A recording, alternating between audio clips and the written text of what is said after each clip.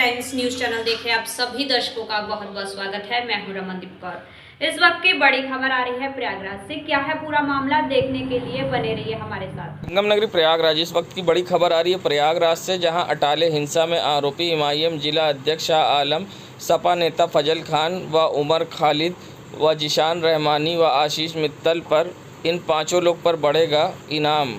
बता दें, अटाले हिंसा में फरार पाँचों आरोपियों पर बढ़ाई जाएगी इनाम की धनराशि। अधिकारियों ने की तैयारी। पुलिस टीम के साथ एसटीएफ को भी लगाया गया गिरफ्तारी के लिए, जो जिले के साथ साथ दूसरे जनपदों में भी लगातार दे रही दबिश। इतना ही नहीं, इन पाँचों आरोपियों पर इससे पहले 25-25 हज़ार के इनाम पुलिस ने किए थे घोषित। अब पुलिस इनाम की धनराशि बढ़ाकर 50-50 हज़ार करने के लिए कर रही तैयारी। अब जल्द ही पुलिस उमर खालिद व एमआईएम जिला अध्यक्ष शाह आलम व जिशान रहमानी व आशीष मित्तल व फजल खान पर इनाम करेगी घोषित।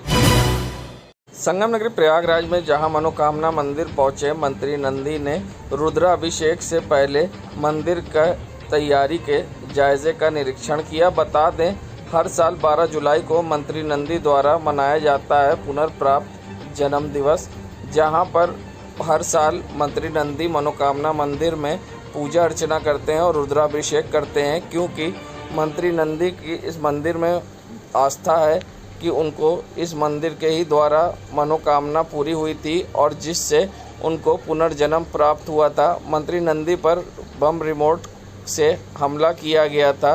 रिमोट बम से मंत्री नंदी पर हमला करने के बाद वो कई महीनों तक बेड पर रहे और जिसके बाद पुनः स्वस्थ होकर क्षेत्र में कार्य कर रहे हैं। मंत्री नंदी हर साल 12 जुलाई को मनाते हैं पुनर्प्राप्त जन्म दिवस। मंत्री नंदी ने मनोकामना मंदिर का पूर्व संध्या पर कार्य का लिया जायजा। संगम सोशल मीडिया अपनी भावनाओं को दुनिया तक पहुंचाने वाला आज एक बहुत बड़ा प्लेटफॉर्म हो गया है। फेसबुक, इंस्टाग्राम, ट्विटर पर आए दिन लोग तरह तरह के फ़ोटो शेयर करते हैं और दूसरे के पोस्ट पर कमेंट भी करते हैं। बड़े हों या बच्चे, आजकल हर किसी की ज़्यादातर वक्त सोशल मीडिया पर गुजरता है। अगर दूसरे के पोस्ट पर ज़्यादा लाइक या कमेंट को देखकर अच्छा नहीं लगता है तो इस पर ध्यान देने की ज़रूरत है, क्योंकि ये आदत डिप्रेशन की शुरुआत होती जा सकती है।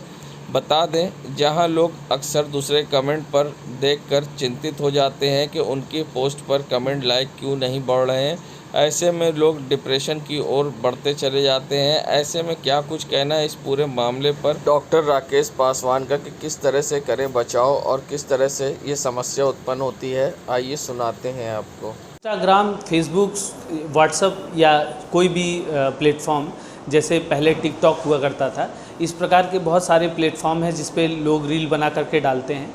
इसमें जो लोग रील बना करके डालते हैं उनको भी कई तरीके के मानसिक प्रॉब्लम्स का सामना करना पड़ता है। जैसे उनके रील्स पर अगर कोई निगेटिव कमेंट कर देता है या अच्छे से रिस्पांस नहीं मिलता तो बहुत तनाव की स्थिति से गुजरते हैं और कभी कभी तो निगेटिव कमेंट वाले व्यक्ति के साथ लड़ाई झगड़े तक की नौबत आ जाती है। कई बार कानूनी अनुबंधों का उल्लंघन हो जाता है रील के माध्यम से। इसी प्रकार से जो लोग रील देखते हैं उनको भी कई तरह की प्रॉब्लम का सामना करना पड़ता है। जैसे वो लोग रील्स बहुत देखते हैं तो रील देखने का भी एडिक्शन उनको हो जाता है, तो थोड़ी देर में रील देखना, सुबह उठकर तुरंत उसमें लग जाना, इससे उनकी पढ़ाई लिखाई बाधित होती है और मानसिक परेशानियों के साथ कई प्रकार की शारीरिक परेशानियां, जैसे आँख में कमजोरी, सुनने वाले अगर वो कान वाले आईपॉड्स वगैरह लगा करके सुनते हैं तो कान के श्रवण शक्ति में प्रॉब्लम्स आ जाती हैं। और रील्स या इस तरीके के सोशल मीडिया के एडिक्शन से हमको बचना होगा, खास करके अपने बच्चों और जो कि कम विकासात्मक अवस्था में हमारे टीनेजर्स हैं उनको खास करके इन सब चीज़ों से दूरी बना करके पढ़ाई लिखाई और दूसरी चीज़ों में अपने मन को लगाना चाहिए। रील्स वगैरह देखने के मुकाबले शारीरिक श्रम करना या खेल कूद में शामिल होना ज़्यादा बेहतर है और उससे शारीरिक और मानसिक विकास होने की संभावना ज़्यादा। बहुत सारे पेशेंट आते रहते हैं। अभी एक रिसेंट का हम लोग मैटर बताना चाहेंगे कि एक कपल का हम लोग मैरिटल काउंसलिंग कर रहे हैं, जो कि 3 ही 4 दिन उनको शादी को हुआ है अभी, और उन लोगों के बीच में इस बात को लेकर के मनमुटाव हो गया है कि जो लड़की है वो ये चाहती है कि वो यूट्यूबर बने और लड़का चाहता है कि उसकी वाइफ यूट्यूबर ना बने, तो इसलिए जो है उनके बीच में काफ़ी विवाद चल रहा है और विवाद इतना स्तर तक बढ़ गया है कि उसमें मैरिटल काउंसलिंग करने की ज़रूरत पड़ रही है। तो इस तरीके से हम देख रहे हैं कि लोग रील्स बनाने के लिए इतना परेशान हो जा रहे हैं कि वो अपने परिवार की जो रिश्ते हैं उनको ताक पर रख दे रहे हैं। मोबाइल एडिक्शन, गेमिंग एडिक्शन या रील जैसी चीज़ों का एडिक्शन जो है बहुत ही खतरनाक होता है और इससे एक प्रकार का विशेष प्रकार का एग्रेशन व्यक्ति के अंदर आ जाता है, जिसकी अवस्था में व्यक्ति न केवल स्वयं को बल्कि अपने परिवार के किसी अन्य सदस्य को भी क्षति या नुकसान पहुंचा सकता है।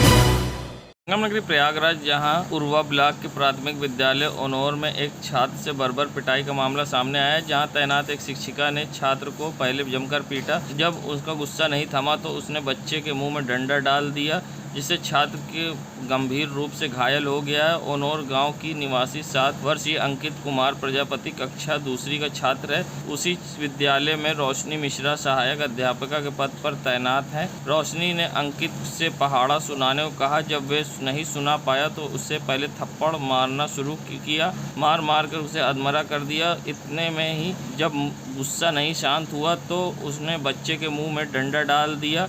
इससे बच्चे को अंदरूनी चोट लग गई। जब रोता हुआ बच्चा घर पहुंचा तो उसने अपने मां बाप को शिकायत बताई कि टीचर ने कैसे बेरहमी से पीटा। इस पर परिजन आग बबूला हो गए। मेजा थाने में रिपोर्ट दर्ज करा दी। प्रयागराज के जिला बेसिक शिक्षा अधिकारी प्रवीण कुमार तिवारी ने परिजनों की शिकायत और साक्ष्य के आधार पर आरोपी शिक्षिका को निलंबित कर दिया है। आगे की विभागीय कार्रवाई के लिए जांच की जा रही है। पुलिस ने परिजनों से लिखित शिकायत पर मेजा थाने में रिपोर्ट दर्ज कर ली है। ऐसे में क्या कहना है परिजनों का, आइए सुनाते हैं। अरे भाई, वो मैडम बोल रही लिखने के लिए, तो लिखा नहीं, वही बता रहा था कि हम लिखे नहीं। और वो फिर मारिए का खा तो रोने लगा। जब रो रहा था तो उसका मुंह खुला तो उसके मुंह में हाथ डंडा डाल दी, बांस का था, और वो पूरा ऐसे हिला दी एकदम। डालने के बाद जमैनिया चौकी पर शिकायत किए तो वहाँ से 2 लोग आए, यहाँ जांच किए तो जो साथ में बच्चे पढ़ते थे उनसे पूछे तो बता दिए पूरे। तो फिर वहाँ से हमें ट्रांसफ़र किए मेजा थाने के लिए, तो वहाँ से मेडिकल बना तो हम FIR कर दिए। अच्छा, सर आए थे आज स्कूल में, आए थे BSF आए थे, वो यही सांत्वना दे के गए हैं कि वो भुगतान करेंगे, इलाज करवाएंगे और उनके ऊपर उच्च कार्रवाई हो। रोशनी मिश्रा कुमार प्रजापति। जहां मकान बनाने वाले मजदूर किसी तरह से अपना जीवन यापन कर रहे हैं और गरीबी में उनको जो 400 रुपये दिहाड़ी मिलती है उसमें अपना घर चला रहे हैं। ऐसे में उनको किस तरह से परेशानी का सामना करना पड़ रहा है और आप देख सकते हैं गर्मी में भीषण किस तरह से मजदूर यहां पर काम कर रहे हैं, मगर उसको एवज में सिर्फ उनको 400 रुपये मिलते हैं, जिससे वो किसी तरह से अपना घर चलाते हैं। क्या कुछ कहना है इस पूरे मामले पर मजदूरों का और महिलाओं का, आइए सुनाते हैं। काम करते हैं जब से होश संभाला तब से आपका कितना कमा लेते हैं डेली? 400। कितने बच्चे हैं आपके? 5। शादी आदि करी है? 3 ठीक शादी करे। चल जाता है कितने पैसे में घर? हो के चल जाता है, लड़का भी तैयार होगा वो कमा लेता है। परेशानी होती है भाई, कुछ दिक्कत तो आ ही जाता है। पहले कितनी होती थी जब अकेले कर रहे थे काम? हो कैसे मान ला थोड़ा बहुत चल जाता रहा, थोड़ा बहुत चीज़ है मन। क्या नाम है आपका? शिवलाल। जब से होशदार है तब से काम करता है। घर में कितने लोग हैं? 5 लोग, 5 लड़के। परेशानी होती है? परेशानी तो बहुत पड़ती है। सरकार से कई मदद मिलती है? सरकार है जब से मोदी बनी तब से तो पैसा भाई खाता में आवे लगा है, 2000 मिलता है। क्या नाम है आपका? प्रेम कली। संगम नगरी प्रयागराज जाति पाति तोड़ मंडल द्वारा आज जनपद प्रयागराज पत्थर गिरजाघर धरना स्थल पर सम्मेलन का आयोजन किया गया। जिस प्रकार जाति पाति तोड़ मंडल विस्तार हो रहा है, आने वाले समय बहुत ही जल्द भारत के प्रत्येक व्यक्ति तक पहुंचने का लक्ष्य रखने वाली ये संस्था अपनी मंजिल प्रति कामयाब होती दिख रही है। इस मौके पर जाति पाति तोड़ मंडल के राष्ट्रीय अध्यक्ष अतुल कुमार ने सम्मेलन को संबोधित किया और क्या कुछ कहा उन्होंने, आइए सुनाते हैं आपको। जाति पाति तोड़ मंडल जो संस्था, इसका एक प्रोग्राम था धरना स्थल पर प्रयागराज की धरती पर। इसका मुख्य उद्देश्य है जो भारत देश में सामाजिक व्यवस्था में जाति पात से जो पीड़ित लोग हैं उनसे उनको बचाना और आर्थिक रूप से जो पिछड़े हुए हैं उनको भी ये संस्था आर्थिक रूप से सहायता प्रदान करने का इसका उद्देश्य है।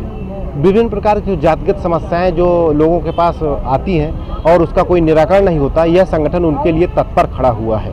भारत देश में जो विभिन्न प्रकार की समस्या है उसके मूल जड़ में जाइए तो जातिगत समस्या ही कई प्रकार की समस्याओं को जन्म देती है। अगर जातिगत समस्या को समाप्त कर दिया जाए, सबको समान कर दिया जाए, तो विभिन्न प्रकार की समस्याएं स्वतः ही समाप्त हो जाएंगी। तो हमारा मुख्य उद्देश्य है भारत देश में जातिगत व्यवस्था को, जैसी ये कुरीति है, इस कुरीति को पूरी तरीके से समाप्त कर दिया जाए। जैसे भारत देश स्वतंत्र हो चुका है, आर्थिक रूप से स्वतंत्र हो चुका है, लेकिन ये जो कुप्रथा है, जाति नामक जो कुप्रथा है, अब पर भी ये लगातार समाज में चली आ रही है। तो इस संगठन की मुख्य विचारधारा मेन रूप से इस जातिगत समस्या को, जो कुरीति को पूरी तरीके से समाप्त करना या उखाड़ फेंकना है। इसकी विचारधारा का इसका यही मुख्य उद्देश्य है और इसी के तहत आज जनसभा का आयोजन किया गया है। लोगों को जागरूक किया गया, महिलाएं भी इसमें प्रतिभाग की, उनका भी मुख्य उद्देश्य, उन्होंने ये नारे लगाए और ये प्रतिबद्धता दिखाई कि हाँ अब हम कभी भी समाज में जातिगत जो समस्या उसमें प्रतिभाग नहीं होंगे। अतुल कुमार, जाट पात तोड़ मंडल अध्यक्ष। संगम नगरी प्रयागराज शहर दक्षिणी से विधायक व उत्तर प्रदेश के कैबिनेट मंत्री नंद गोपाल गुप्ता नंदी प्रयागराज पहुंचे, जहां उन्होंने कीटगंज मंडल में भ्रमण किया और पैदल गश्त करते हुए लोगों से मुलाकात की। साथ ही मंत्री नंदी ने लोगों की समस्या सुनी और कई कार्यकर्ताओं के घर गए और उनसे उनका हालचाल जाना। मंत्री नंदी ने लोगों की समस्या कीटगंज में सुनी। आगामी बारिश के मानसून में कई जगह जल भराव होते हैं, लोगों ने समस्या भी बताई, जिसका मंत्री नंदी ने निस्तारण करने के लिए संबंधित अधिकारियों को दिशा निर्देश दिए। मंत्री नंदी ने बीजेपी कार्यकर्ताओं के संग क्षेत्र के लोगों की समस्या जानी। कीटगंज क्षेत्र की गलियों में निकलकर मंत्री नंदी ने जाकर लोगों से मुलाकात की और लोगों की समस्या जानी। मंत्री नंदी शहर दक्षिणी से विधायक हैं, जिन्होंने अक्सर शहर दक्षिणी की गलियों में जाकर लोगों की समस्या सुनी है और उसी कड़ी में आज भी मंत्री नंदी ने लोगों की जाकर समस्या सुनी। संगम नगरी प्रयागराज शहर दक्षिणी से विधायक। संगम नगरी प्रयागराज इलाहाबाद विश्वविद्यालय के स्नातक के छात्रों ने गुरुवार को विरोध प्रदर्शन किया और रविवार तक मांग पूरी न होने पर सोमवार को आंदोलन की चेतावनी दी है। सोमवार सुबह काफ़ी संख्या में छात्र परीक्षा नियंत्रक कार्यालय पर जमा हो गए और प्रदर्शन कर रहे थे। वहीं फीस वृद्धि के विरोध में छात्रों ने ईवी परिसर में धरना प्रदर्शन शुरू कर दिया। स्नातक प्रथम वर्ष के छात्रों का कहना है कि विश्वविद्यालय ने 5 अगस्त से परीक्षाएं प्रस्तावित कर रखी है, लेकिन उसने किसी विषय के पाठ्यक्रम पूरा नहीं हुआ है। ऐसे में क्या कुछ कहना है छात्रों का, आइए सुनाते हैं। जी, विश्वविद्यालय में तो क्या मांग है पूरी बताइए। हमारी मांग है प्रमोशन की। जो ये छात्र एकत्रित हुए हैं, सारे छात्रों की एक ही मांग है कि हमें प्रमोट किया जाए। इसीलिए छात्र इकट्ठे हुए हैं कि हमें प्रमोट किया जाए और प्रमोट के अलावा किसी छात्र की कोई मांग नहीं है यहाँ पे। प्रमोट करने को क्यों कह रहे हैं? प्रमोट करने के लिए इसलिए कह रहे हैं कि क्लासेस चली नहीं है, किसी का एडमिशन लेट में हुआ है, किसी का स्पोर्ट कोटा से हुआ है। तो छात्र जब पढ़े नहीं हैं, छात्रों को पढ़ाया नहीं गया है, तो किस आधार पर परीक्षा करवाना चाह रहे हैं? परीक्षा की डेट अगस्त में दे दिए हैं। अभी 1 महीने की छुट्टी थी, पढ़ाया गया नहीं है, तो कहाँ से छात्र पेपर देंगे आप बताइए? 2 महीने पढ़ाया गया है तो 2 महीने में छात्र कहाँ से पढ़ लेंगे? 2 महीने में हुआ है सर। नाम है आयुष शुक्ला। संगम नगरी प्रयागराज की कैंट पुलिस ने जहां पूर्व सांसद सुरेश पासी के बेटे शिवम पासी को गिरफ्तार कर लिया है, जहां रंगदारी मांगने के और जान से मारने की धमकी के आरोप में शिवम पासी को कैंट पुलिस ने गिरफ्तार किया है। दान सिंह की शिकायत पर पुलिस ने शिवम पासी को गिरफ्तार किया है, जिसके पास से एक मोबाइल भी बरामद किया है। कैंट पुलिस ने शिवम पासी को किया गिरफ्तार। नगरी प्रयागराज में जहां पंचमुखी हनुमान मंदिर में पहुंची महापौर अभिलाषा नंदी गुप्ता, जहां पर मंत्री नंदी के पुनर्प्राप्त जन्म दिवस की पूर्व संध्या पर पंचमुखी हनुमान मंदिर पहुंचकर महापौर अभिलाषा नंदी गुप्ता ने यहां पर पूजा अर्चना की और भगवान की आरती कर लोगों को आरती दी। साथ ही यहां पर साथ में कार्यकर्ता बीजेपी के मौजूद रहे, जहां पर महापौर अभिलाषा नंदी गुप्ता ने पंचमुखी हनुमान मंदिर में पहुंचकर पूजा अर्चना की और मंदिर में माथा टेका और साथ ही यहां पर पति नंदी के लिए लंबी आयु की प्रार्थना की। इस मौके पर कई बीजेपी कार्यकर्ता व समर्थक भी मौजूद रहे, जहां पर आज महापौर अभिलाषा नंदी गुप्ता ने पंचमुखी हनुमान मंदिर पहुंचकर पुनर्प्राप्त जन्मदिन के पूर्व संध्या पर हनुमान मंदिर में पूजा की। इस मौके पर कई कार्यकर्ताओं ने भी मंदिर में माथा टेका।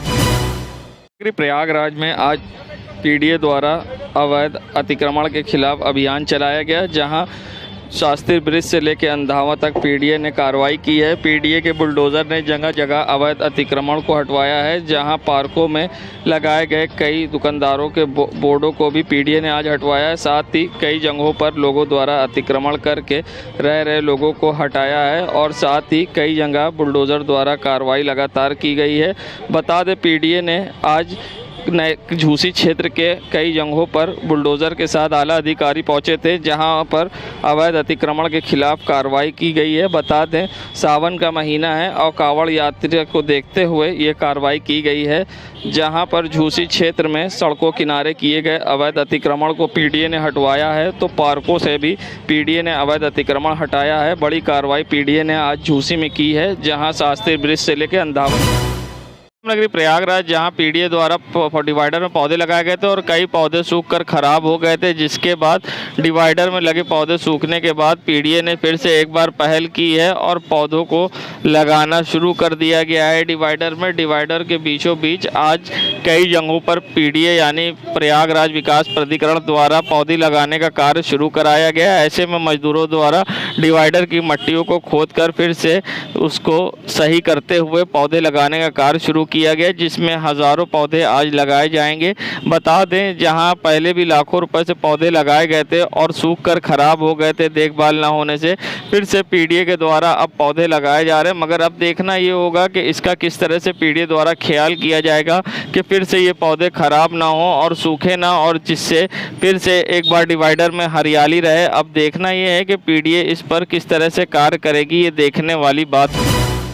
संगम नगरी प्रयागराज, जहां एक बार फिर से कोरोना प्रयागराज में तेज़ी से पैर पसार रहा है, ऐसे में अब व्यवस्थाओं की बात करें तो जिला कचहरी में अब इस तरह की सैनिटाइज़र और सफाई की व्यवस्था को लेकर वकीलों में आक्रोश है और वकीलों का कहना है कि अब सैनिटाइज़र ना ही कराया जा रहा है कचहरी के परिसर में और गंदगी भी रहती है, जिससे साफ़ सफाई भी नहीं होती। ऐसे में यहाँ जिले के हर कोई दूर दराज से लोग आते हैं और ऐसे में कोरोना का खतरा अब सर पर मंडरा रहा है। ऐसे में वकीलों का कहना है कि जिस तरह से पहले सैनिटाइज़र छिड़कवाया जाता था, सफाई कराई जाती थी, अब इस तरह की कोई व्यवस्था नहीं है और कचहरी में ना ही कोविड गाइडलाइन का पालन हो रहा है। ऐसे में बिना मास्क के लोग आ जा रहे हैं और एक बार फिर से कोरोना का खतरा सर पर मंडरा रहा है।